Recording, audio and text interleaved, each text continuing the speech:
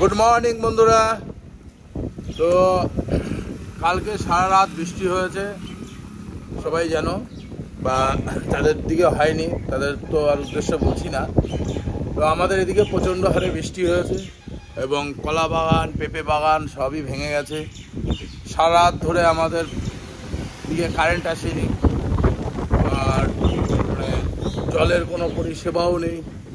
তো সকালবেলায় উঠে এই মর্নিং ওয়াকে এসে দেখছি মাঠের অবস্থা খারাপ, কিন্তু আজকে কেউ মাঠে আসেইনি।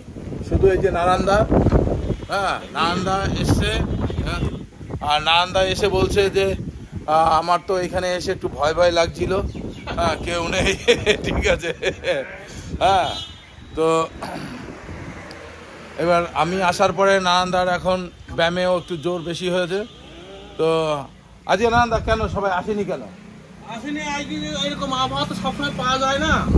এই ঠান্ডা আবহাওয়াতে একটু মানে সুযোগ করা দরকার আছে, সেজন্য আজকে আসেনি সবাই। তো আসলে ভালো হতো। তো তোমার এই ওয়েদারটার সম্বন্ধে যে কি বক্তব্য? কি ওয়েদারটা দুর্দান্ত ওয়েদার, খুব সুন্দর সুইটেবল ওয়েদার। এরকম ওয়েদার পাওয়া খুব মুশকিল। যারা সুভোগ করছে খুব ভালোই করছে অবশ্য। তবে আসা ভালো ছিল, আসতে পারতে ভালোই আছে। ঠিক আছে, যাই হোক এই মাঠের আজকে অবস্থাটা কি? মাঠের অবস্থা খুব খারাপ, মানে লোকজন কেউ নেই, পাখি পক্ষেও আজকে আসেনি। আর মাঠে কি কাদা হয়ে আছে? বিশাল কাদা আজকে মাঠে, বিশাল কাদা আছে। না হাঁটা, মাঠে এসেও তো হাঁটা যেত না, কিন্তু একটু সামান্য একটু হাঁটাচলা করা যেত। বাড়িতে আসা যাওয়া, এটা হলো মেন। যাই হোক, দেখো আমরা বক্তব্য শুনলাম। আর এই যে মাঠটা দেখাচ্ছি, দেখো।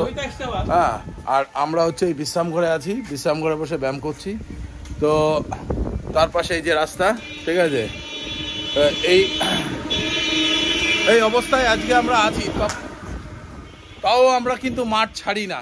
সকালবেলায় মাঠে আসার জন্য রেডি থাকি।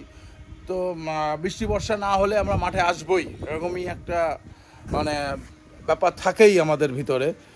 তো আমিও সেই জন্য বলবো তোমাদের সবাইকে যে তোমরাও সবাই অন্তত মাঠে আসার চেষ্টা করো, রাস্তা হাঁটা চলা করো, যাতে শরীরটাকে ভালো থাকে।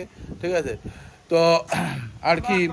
আর এই যে এখন আমাদের লোহিতবাবু চলে এসছেন, ঠিক আছে। লোহিতবাবু ছাতা নিয়ে চলে এসছে। তো যাই হোক, আমরা এই অবধি আছি, ঠিক আছে।